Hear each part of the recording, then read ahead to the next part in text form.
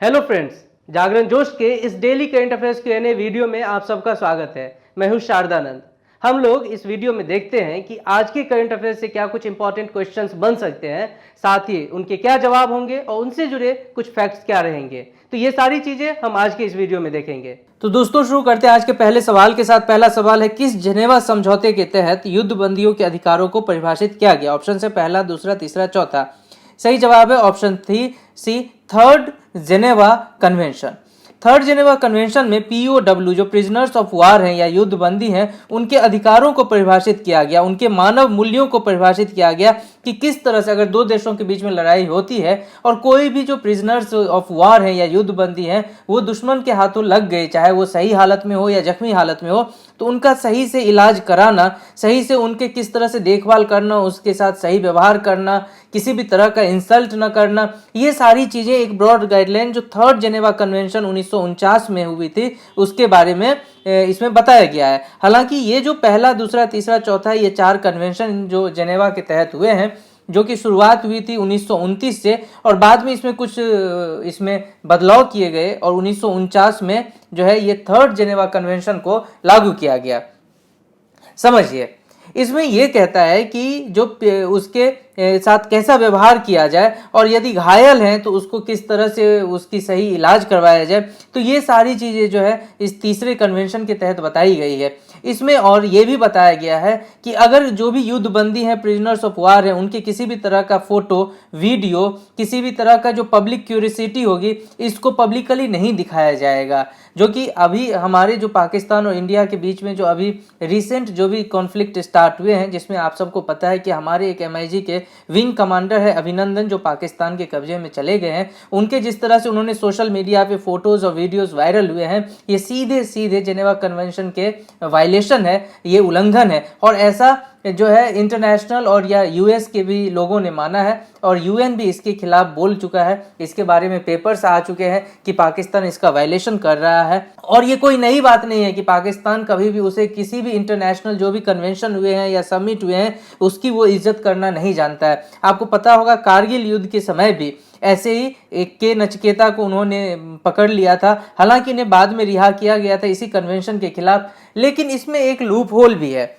जो क्या loop hole है कि जेनेवा कन्वेंशन में बताया तो गया है कि आप उनके मानवीय मूल्यों की रक्षा करेंगे, उनका सही से उनके साथ व्यवहार होगा, उनके साथ सही से सलूक किया जाएगा, लेकिन उसे रिटर्न कब करना है, उसे अपने देश को, अगर इंडिया का है तो इंडिया को अब कब वापस सौंपेंगे, या किसी भी देश को अगर आपने पकड़ लिया है उनके सैनिकों को कब वापस करना है, ये गाइडलाइन यहाँ नहीं दी है। इसके बारे में सिर्फ एक लाइन बताया गया है कि व्हेन द वॉर और aggression is minimal or it has been reduced to the certain level, then only both countries can exchange their prisoners of war।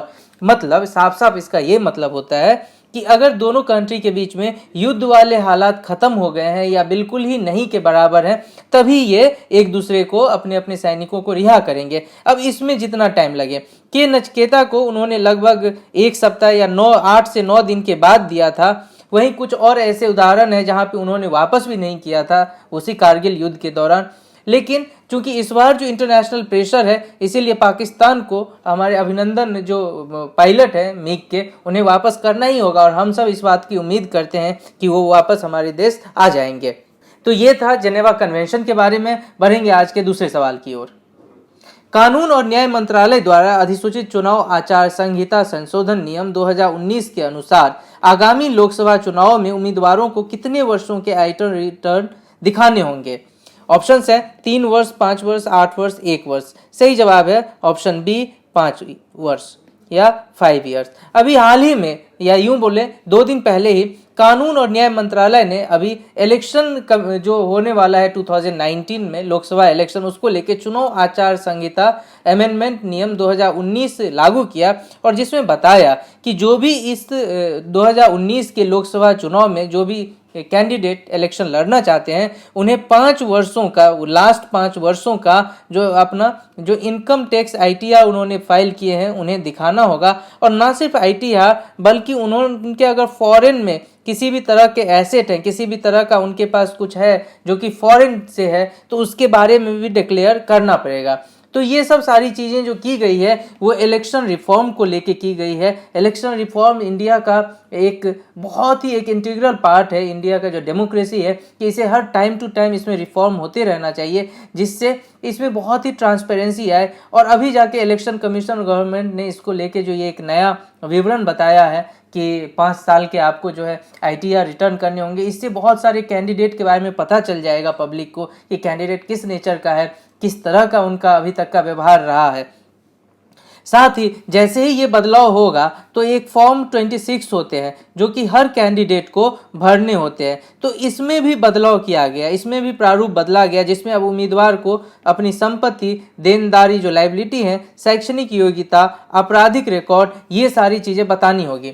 अब आप सोच रहे होंगे कि अचानक ये इलेक्शन रिफॉर्म कैसे शुरू हुआ है, इसके पीछे भी कहानी है। सुप्रीम कोर्ट ने अभी कुछ दिन पहले ही इलेक्शन कमीशन और गवर्नमेंट को बोला कि आप इलेक्शन में जो भी ट्रांसपेरेंसी ज़्यादा लाने के लिए, इसमें रिफॉर्म लाने के लिए आप क्या कर रहे हैं, ताकि क्रिमिनल माइंड वाले जो कैंडिडेट हो वो यहाँ से फिल्टर हो सके। इसके लिए उन्होंने ब्रॉड गाइडलाइन बताई कि अगर कोई भी कैंडिडेट जो भी अपना आपराधिक रिकॉर्ड बताता है, अगर उसके खिलाफ कोई संगीन आपराधिक रिकॉर्ड है, तो और जिस पॉलिटिकल पार्टी से वो टिकट लेके लड़ रहा है, वो पॉलिटिकल पार्टी न्यूज़पेपर में उस कैंडिडेट के बारे में ये बताए कि इसके ऊपर कितने संगीन मामले हैं, जिससे कि जनता अवेयर हो सके कि ये पार्टी ने किस तरह के क्रिमिनल रिकॉर्ड के व्यक्ति को टिकट दिया है। तो ये एक अपने आप में बहुत ही बड़ा कदम है इलेक्शन कमिश्नर का, जो इस तरह के रिफॉर्म्स ले रहे हैं। आज का तीसरा सवाल, अभी हाल ही में केंद्र सरकार ने कितने गैर अनुसूचित एंटी कैंसर दवाओं को मूल्य नियंत्रण के दायरे में अधिसूचित किया है? ऑप्शंस है 50, 35, 42, 30। सही जवाब है 42, 42। अब समझिए ये एक बहुत ही इंपॉर्टेंट है। देखिए ये किस चीज के लिए है? एंटी कैंसर दवा का। इंडिया में और वर्ल्ड वाइड अगर देखें तो जो भी फार्मास्यूटिकल कंपनीज हैं वो अपने प्रॉफिट को मैक्सिमाइज करने के लिए जो भी इस तरह के रोग हैं, जो भी डिजीज हैं, चाहे वो कैंसर हो, किसी भी और टीबी हो, इस सब तरह के जो दवा होते हैं उनके मूल्य को, MRP को वो काफ़ी हाई करके रखते हैं, क्योंकि ये क्या हो जाता है, एक जानलेवा बीमारी से छुटकारा देने वाला ये सारे दवा है। अब सरकार ने इसमें अपना जो ये एक पॉलिसी थी प्राइस अथॉरिटी की, जो जिसको हम NPPA कहते हैं कि national pharmaceutically price authority, Hindi में अगर बात करें तो राष्ट्रीय औषधि मूल्य निर्धारण प्राधिकरण है। इसके तहत अब वो जो भी जीवन रक्षक दवाइयां हैं उनको किस तरह से इसका प्राइस मिनिमम किया जाए, इसको लेके टाइम टू टाइम काम करते रहती है। अब जैसे ही इस 42 दवाओं को उन्होंने अब कैपिंग कर दिया। क्या कैपिंग कर दिया? कि इसमें जो ट्रेड मार्जिन होगा वो 30% से ज़्यादा नहीं होगा, यानी 30% पे इसको फिक्स कर दिया गया। इससे क्या होगा, 85% जो इसका रेट होगा, ये सारे जो एंटी कैंसर दवा हैं वो कम हो जाएंगे। और इससे ये पता चलता है कि अगर लोगों का 85% जो सीधे सीधे जो उनका खर्चा बढ़ता था कैंसर की दवाओं पे, ये कम हो जाएंगे। समझिए कितनी बड़ी बातें हैं जो सरकार ने की है। इसके साथ ही इसने ये बताया कि 105 ऐसे ब्रांड हैं जो इन 42 एंटी कैंसर दवाओं को बनाते हैं। इन 105 ब्रांडों का जो अब MRP है वो 85% ये कम कर देंगे। और संशोधित मूल्य कब से स्टार्ट हो जाएगा? 8 मार्च 2019 से ये लागू हो जाएगा। ऐसा क्यों होगा 8 मार्च, इमीडिएट क्यों नहीं हुआ? रीजन है, इसके तहत सरकार ने दवा कंपनियों को 10 दिन का टाइम दिया, 10 डेज का मोहलत दिया कि आप अपने प्राइस को सही कीजिए और वापस NPPA को बताइए कि आपने इन दवाओं के दाम को सही कर दिया। अगर आपको मैं बताऊं कि जो अनुसूचित श्रेणी होती है जिसमें कैंसर के इलाज के लिए जो उपयोगी दवा होते हैं, उसमें अभी तक 57 दवाएं ही थी, अब इसमें 42 और ऐड हो गए, तो अब कितने हो जाएंगे? 92 अब टोटल दवा हो जाएंगे, जिसको इस तरह के एक कैटेगरी में, जो कि एंटी कैंसर दवाओं का गैर अनुसूचित सूची है, उसमें शामिल किया गया है। तो अब ये भी यहाँ से आपको एक सवाल होगा कि एंटी कैंसर के जो गैर अनुसूचित सूची है उसमें कितनी दवाएं हैं? तो अब आप कह सकते हैं 8 मार्च के बाद 92 दवाओं को शामिल किया गया है। आज का अगला सवाल, अंतर्राष्ट्रीय क्रिकेट परिषद ICC ने श्रीलंका के पूर्व कप्तान सनत जयसूर्या पर क्रिकेट के सभी प्रारूपों से कितने साल का प्रतिबंध लगा दिया है? ऑप्शंस 2 साल, 3 साल, 4 साल, 5 साल। सही जवाब 2 ईयर्स, 2 साल। 2 साल के लिए जो श्रीलंका के प्लेयर थे, ये अब रिटायर हो गए हैं, पूर्व कैप्टन भी रह चुके हैं, सनत जयसूर्या अपने ब्लास्टिंग, इनके जो बैट्समैन की जो एक कला थी, जिस तरह से ये खेलते थे, उसके लिए बहुत ही फेमस थे। और इन्हीं के कारण श्रीलंका ने, इनका एक बहुत बड़ा योगदान था अपने देश के लिए वर्ल्ड कप जितवाने में। अब जाके इसे आईसीसी ने 2 साल के लिए बैन कर दिया। पूछेंगे ऐसा क्यों? ऐसा इसीलिए कि इनके ऊपर एक मैच फिक्सिंग का इल्ज़ाम था, और उस इल्ज़ाम के बाद आईसीसी ने इनको कहा है कि जो भी हमारे पास आपके मैच फिक्सिंग को लेके जो काम कर रहे हैं उनके साथ आप सपोर्ट कीजिए, आप योगदान दीजिए, ताकि वो इस किसी नतीजे पे पहुंचे कि आप उसमें इन्वॉल्व थे या नहीं थे। और जिसके बाद आईसीसी ने देखा कि ये जो है उस कमीशन को सपोर्ट नहीं कर रहे जो इनके खिलाफ मामलों को जांच कर रहे हैं, उसके बाद आईसीसी ने इन्हें सभी प्रारूपों से, चाहे वो किसी भी तरह का खेल हो क्रिकेट से रिलेटेड, सभी से इन्हें 2 साल के लिए बैन कर दिया। बढ़ेंगे आज के 5वें सवाल पर। डीआरडीओ द्वारा भारत की किस जमीन से हवा में त्वरित मार करने वाली मिसाइल का हाल ही में परीक्षण किया गया? ऑप्शंस हैं LQSRM, QRSAM, नागदू, PSGS-2। और इसका सही जवाब है ऑप्शन बी, QRSAM। इसका पूरा नाम है quick response surface to air missile. Quick response surface to air missile, QRSAM। इसे डीआरडीओ किसके साथ मिलकर बना रही है? BEL, भारत इलेक्ट्रॉनिक लिमिटेड, और BDL, भारत डायनामिक लिमिटेड।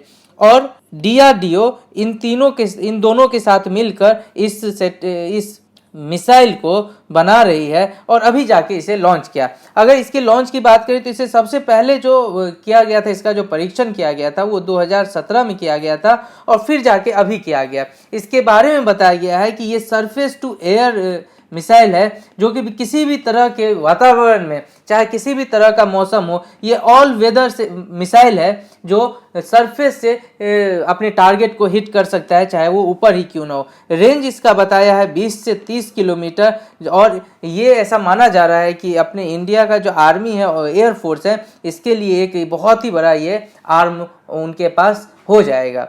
और आज का अगला सवाल, आरबीआई ने सार्वजनिक क्षेत्र के इलाहाबाद बैंक के साथ किस बैंक को त्वरित सुधारात्मक कार्रवाई PCA की सूची से बाहर किया? ऑप्शंस हैं corporation bank, Punjab national bank, भारतीय स्टेट बैंक, देना बैंक। सही जवाब है option A, corporation bank. Corporation bank और इलाहाबाद बैंक, इन दोनों को अभी हाल ही में आरबीआई ने PCA में जो एक लिस्ट है, प्रॉम्प्ट करेक्टिव एक्शन, इसमें जो इन लिस्ट में ये दोनों बैंक थे, इन्हें अब इनके प्रॉफिटेबिलिटी और इनके काम को देखते हुए कि किस तरह से ये ठीक ठाक काम कर रहे हैं, उसके बाद इन्हें निकाल दिया। और सिर्फ यही एक रीज़न नहीं है, आपको मैंने पिछले वीडियो में बताया था कि किस तरह सरकार ने अपने जो ये पब्लिक सेक्टर बैंक है इसमें कैपिटल इन्फ्यूज़न की बात कही थी, और जिसके तहत उसने 60,000 करोड़ रुपये से अधिक का कैपिटल इन्फ्यूज़न की बात कही थी इसी वित्तीय वर्ष में। और जिसका सबसे बड़ा जो बेनिफिशियल था वो था कॉरपोरेशन बैंक, जिसे बताया था 9,000 करोड़ रुपये से अधिक का ये कैपिटल इन्फ्यूज़न किया जाएगा। इलाहाबाद बैंक में 6,000 करोड़ रुपये से अधिक का इन्फ्यूज़न। जैसे ही ये मनी इसमें इन्फ्यूज़ होगी, इनका जो NPA था जो कि 17% से भी ज़्यादा था, ये NPA कम हो जाएगा, और इसके पास जो अपना जो एक बजट होगा, या इनके पास जो अपनी जो एक पूंजी रहती है, जो कि ये किसी भी तरह से रिस्क से निपटने के लिए जिसे CRAR हम कहते हैं, उसको तैयार कर सकते हैं। तो इसी को देखते हुए अब आरबीआई ने सोचा कि इन्हें अब PCA से बाहर किया जाए। और ना सिर्फ इन दोनों पब्लिक सेक्टर बैंक को बाहर किया, बल्कि एक प्राइवेट सेक्टर बैंक है धनलक्ष्मी बैंक, इनके भी कामकाज को देखते हुए अब इन्हें PCA की सूची से बाहर किया गया। और इससे पहले आपको बता दूं कि 31 जनवरी को bank of India, bank of Maharashtra और ओरिएंटल बैंक ऑफ कॉमर्स को भी PCA की सूची से निकाला दिया गया। तो अब इसके साथ ही अब PCA में बहुत ही कम बैंक है। PCA के बारे में मैंने पुराने वीडियो में बहुत ही डिटेल में बात की है, आप उन्हें रेफर कर सकते हैं, उनसे समझ सकते हैं। बढ़ेंगे आज के अगले सवाल पर। स्टूडेंट्स को पढ़ाई के साथ रोजगार के लिए तैयार करने हेतु किस पोर्टल को लॉन्च किया गया? ऑप्शंस हैं skill, stud, job learning, Shreyas. सही जवाब ऑप्शन डी, श्रेयस। ये श्रेयस एक पोर्टल है जिसे HRD मिनिस्टर प्रकाश जावड़ेकर ने अभी हाल ही में इस पोर्टल को लॉन्च किया है। इसमें क्या होगा, युवाओं में कौशल विकास, स्किल डेवलपमेंट के जरिए उन्हें काबिल बनाने के लिए Shreyas scheme for higher education youth for apprenticeship and skill, ये पूरा नाम है श्रेयस का। इसे आप लोगों को याद रखना है, पूछा जा सकता है और पूछा जाएगा भी। तो इसका पूरा नाम skill for higher education youth for apprenticeship and skill इसका पूरा नाम है। और इसमें उन्हें काबिल बनाया जाएगा, पढ़ाई के साथ साथ उन्हें अभी की जो मांग है मार्केट में जिससे कि आपको जॉब मिलती है उसके तहत आपको स्किल डेवलपमेंट कराया जाएगा और फिर आप चाहें तो आपको अभी भी जॉब ले सकते हैं। तो इंडिया में जो लोग बताते हैं कि एक तरह का जॉब क्राइसिस है, उस क्राइसिस को निपटने में ये जो एक पोर्टल है बहुत ही काम का होगा। क्या इसमें और चीजें बताई गई? इसमें बताया गया कि स्नातक की डिग्री पाने वाले छात्रों को, यानी जो भी डिग्री पा लिए हैं, चाहे वो बैचलर इन आर्ट हो, बैचलर इन कॉमर्स हो, बैचलर इन साइंस हो, उनको उद्योग जगत में प्रशिक्षण का कोर्स कर उन्हें कौशल युक्त बनाया जाएगा ताकि वे रोजगार के योग्य हो सके। उन्हें मौजूदा समय की मांग के अनुसार छात्रों में कौशल प्रदान की जाएगी। उनकी प्रोफाइल के आधार पर 6, 9 या 1 साल की ट्रेनिंग दी जाएगी। तो ये सारी चीज़ें हैं जो कि आपको श्रेयस पोर्टल के तहत मिल सकती है अगर आप पढ़ाई के साथ साथ जॉब करना चाहते हैं, अपने स्किल को बढ़ाना चाहते हैं। और ना सिर्फ ये श्रेयस एक पोर्टल है, इसके अलावा सरकार ने बहुत सारे ऐसे स्कीम भी बनाए हुए हैं जिससे कि आप अपने स्किल में सुधार कर सकते हैं, अपने स्किल को बढ़ा सकते हैं, जिसके तहत स्किल इंडिया है, दीनदयाल उपाध्याय ग्रामीण स्किल योजना है। तो ऐसे बहुत सारे योजनाएं सरकार ने चला रखी है। अब उस सब के साथ एक पोर्टल को भी लॉन्च किया है। तो देखें तो जॉब के लिए सरकार बहुत हद तक काम कर रही है। और अब आज का अगला सवाल, वर्ष 2019 के लिए जेनेसिस प्राइज किस व्यक्ति को दिया गया? ऑप्शंस है Natalie Portman, Anish Kapoor, Robert craft, live Johnson. सही जवाब ऑप्शन सी, रॉबर्ट क्राफ्ट। अब ये रॉबर्ट क्राफ्ट कौन है, जेनेसिस प्राइज क्या है, समझते हैं। देखिए ये जो रॉबर्ट क्राफ्ट हैं वो new England patriots football team के मालिक हैं। साथ ही ये जो क्राफ्ट कंपनी है इसके ये सीईओ और एमडी भी हैं। अच्छा, अब इन्हें ये जो जेनेसिस प्राइज है ये क्यों दिया गया है, जेनेसिस प्राइज है क्या, समझिए। जेनेसिस प्राइज को यहूदी नोबेल या इजराइल का नोबेल कहा जाता है। ये उन लोगों को दिया जाता है जो कि ज्यूज जो के लोग हैं उनके डेवलपमेंट के लिए, उनके अचीवमेंट के लिए, उनके सस्टेनेबिलिटी के लिए कुछ काम करते हैं पूरे दुनिया भर में। और इन्हीं चीज़ों को देखते हुए हर साल किसी न किसी को ये जेनेसिस प्राइज फाउंडेशन द्वारा जेनेसिस प्राइज दिया जाता है। 2013 से ये प्राइज शुरू हुआ है जेनेसिस प्राइज, और इस बार ये 6ठा प्राइज जो है ये रॉबर्ट क्राफ्ट को दिया गया। इसके तहत क्या किया जाता है, 1 मिलियन का पुरस्कार दिया जाता है प्रत्येक वर्ष, जो कि यहूदी मूल्यों के जरिए पेशेवर उपलब्धि प्रतिबद्धता के माध्यम से उनकी अगली पीढ़ी के लिए प्रेरणा का स्रोत बनते हैं। तो ये था पूरा जेनेसिस प्राइज के बारे में। दोस्तों इसी के साथ हम आज के इस Q&A सेशन के पहले सेगमेंट को खत्म करेंगे, बढ़ेंगे आज के अगले सेगमेंट पे। मैंने आपसे एक सवाल पूछा था कि अंतर्राष्ट्रीय क्रिकेट परिषद की ताजा टेस्ट रैंकिंग में शीर्ष पर कौन सा देश है। तो ऑप्शंस थे दक्षिण अफ्रीका, इंडिया, इंग्लैंड, ऑस्ट्रेलिया, और सही जवाब है ऑप्शन बी, इंडिया। इंडिया ने अभी हाल ही में जो अपना परफॉर्मेंस किया है, चाहे वो ऑस्ट्रेलिया दौरे पे हो, चाहे वो न्यूजीलैंड दौरे पे हो, तो इन सब के साथ जो उन्होंने अपना परफॉर्मेंस किया है उसके बाद आईसीसी ने इन्हें ताज़ा जो अभी उन्होंने अपनी टेस्ट क्रिकेट की रैंकिंग दी है उसमें भारत को नंबर 1 पोजीशन पे रखा है। और आज का सवाल जिसका जवाब आपको हमें कमेंट बॉक्स में लिख के बताना है, भारत में राष्ट्रीय विज्ञान दिवस कब मनाया जाता है? ऑप्शन है 28 फरवरी, 26 फरवरी, 1 मार्च, 25 फरवरी।